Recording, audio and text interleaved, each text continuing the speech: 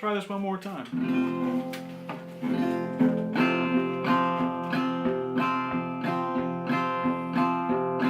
There is a house in this town, that's where my true love lays around. He'll take other women right down on his knee. He'll tell them a tale that he won't tell me. Well, it's hard and it's hard, ain't it hard, to love one that never did love you. It's hard and it's hard, ain't it hard, to love one that never would be true. To love one that never would be true. Well, hey everybody, there's me trying to play the guitar for you. We had some good questions come in, and I thought maybe I would break out the old 6-string. Maybe I can use it in our second question. But our first question, which I can cover a little bit faster, CJ asked a great question about banjo building some time ago. So he's hankering to build a banjo. And he asks, do you work from blueprints?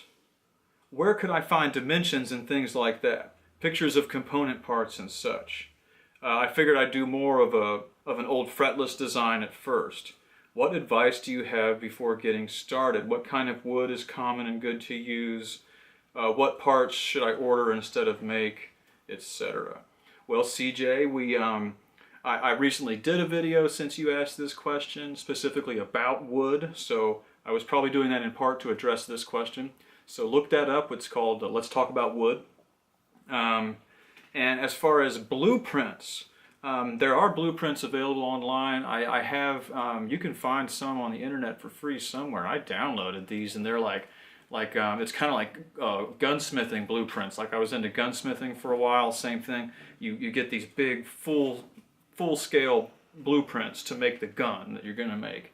And same way with this, somebody has I think it's a Stanley Hicks banjo on the internet that they've done, that they copied it, drafted it out, and it's available on the internet, and it's full scale. So you like print the thing off, and it's like your pattern ready to go. So you could use something like that. You can buy that or somewhere.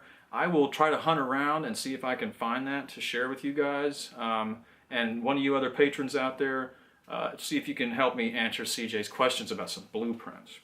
Now, as for myself, I really have never used the blueprints. What I do is I take the banjo that I've already got, like my Wayman or my Luscombe, and I just copy the measurements off of that. I need to know how wide the banjo is at the nut, how wide it is where the neck meets the head, the distance from the nut to the 5th fret, stuff like that in different positions. So you don't really need blueprints to make, like you say you want to make an old fretless type banjo. You don't really need blueprints. You can basically just make it. What I would do is, like what I did, copy the dimensions of a banjo you've already got. Get the Foxfire 3 book or Foxfire 6 or both of them, and start working on that. But yeah, you don't need blueprints. Just copy the dimensions of a banjo you've already got access to. As far as what parts do you need to order, you don't really need to order any of it. I mean, these tack head and mountain banjos that Robin and I are building and selling lately, we pretty much make every part ourselves. So everything is made: the tailpiece, the tuning pegs, the nuts, the bridge. We make it all. The only thing that I buy to make a mountain banjo is wood screws that I use inside the pot, and to attach the neck to the pot. And the only thing that I buy on a tack head banjo are the tacks, and also the hide, the raw hide, which you could make yourself too. But and I have done that in the past, but I pretty much buy my raw hide now. And I most recently traded a banjo to Jeff Menzies, who a lot of you guys hopefully know about Jeff Menzies. We'll have to do an artist spotlight on Jeff Menzies. But I recently traded Jeff a banjo for a big giant heap of his goat hides. So I don't need to buy anything for mine. Yeah, you don't need to order anything, but starting out, instead of making the tuning pegs, order some tuning pegs, like some nice violin tuners to start out with. because you need to get a separate tool, and it's like that's like the first special tool that you might need to make a banjo is the tuning peg, reamer, and the shaver and stuff. And I do recommend go ahead and get that out of the way. Get your peg reamer, and get your peg shaper. Just get that out of the way. And when it comes to the peg shaper, don't buy the fancy multi-part mechanical one that's made in America. Get the solid, just a row of pencil sharpener looking one that's made in Germany. It's a lot better. The American one is a piece of trash. But we could talk about that in another episode. I don't want to get sued, right? So, okay, CJ, get to making that thing and let us know how you're doing. Post pictures of it and stuff. So I'm going to get to, Jonas has this sort of a whopper of a question about singing again, and singing and playing with the banjo. Well, it's real hard, you know, so not only is Jonas new to singing, and I presume new to the banjo as well, he English is not his first language, so Jonas is in Germany. So you don't speak English, and you're trying to sing these hillbilly English songs. I can see how that would be pretty damn difficult.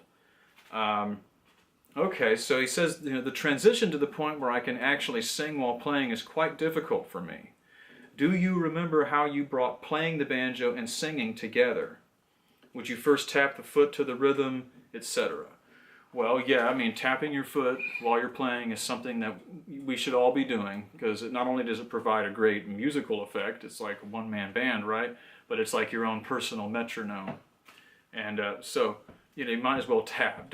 It's good to tap your foot, and as long as you don't have somebody else in the house who you might disturb.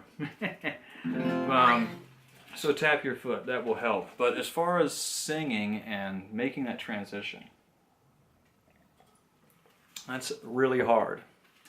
It's really hard. For me, I've told y'all I was already singing before I ever picked up the instrument. The first banjo player I ever saw perform live was Ernie Williams of Sand Mountain, Alabama. And Ernie is a big, prolific singer. And I like that. I think he sang with every piece of music that I saw in that first performance of his. We were in a public library somewhere in Florida. And he sang with every piece, and he sang loud and very well. And so I didn't play yet, but I knew I wanted to be like Ernie Williams. I wanted to play that like him and sing like him. So from the get-go, that was my goal, and maybe I always had it in my mind. I knew I was going to sing with it. But it is hard. And I think the most shorthand answer for that is you have to play and play and play and play that banjo or that guitar to the point where it's muscle memory in these hands, and you don't need to think about it so much. You're feeling it.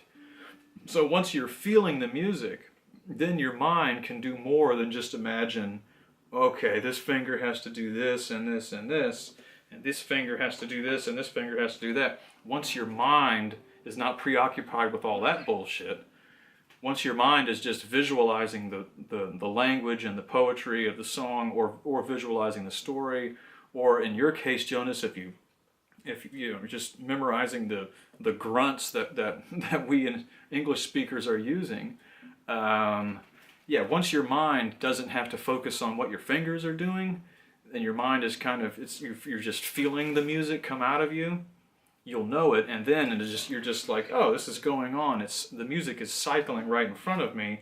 I'm kind of detached from it, and now I'm going to throw a vocal track over this music that I'm kind of just coming out of me. So you'll know it when it happens to you. It's kind of like when you first learn to do the bum ditty overhand stroke. It's really counterintuitive and weird way to play, but when you first get it, something clicks in your mind. So I can tell you that. The other thing, my other suggestion is just like on this guitar, and maybe playing a little bit of guitar might help you in this, because the guitar can be really simple, like these simple cowboy chords that you just, you know, it's just boom, boom, boom.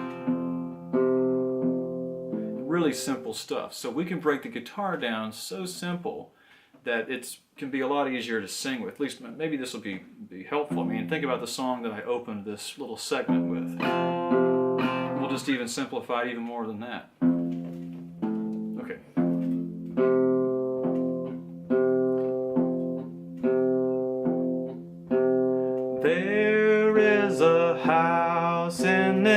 sound. That's where my true love lays around. He'll take other women right down on his knee. He'll tell them a tale that he won't tell me. I mean, look how simple we can break that down. So maybe just try, you know, think about it some more. Keep playing, play. That's really what's going to do it for you. And maybe try not to overthink it, and try not to worry too much about it. But just know that if you keep playing, and that music becomes more effortless, coming out of your hands, just comes out, it seems, then you will be able to sing over that. It will come to you. Just stick with it. And Jonas, keep us updated on your progress. Let us know how it's going. As always, thanks for watching, and you'll see me again shortly.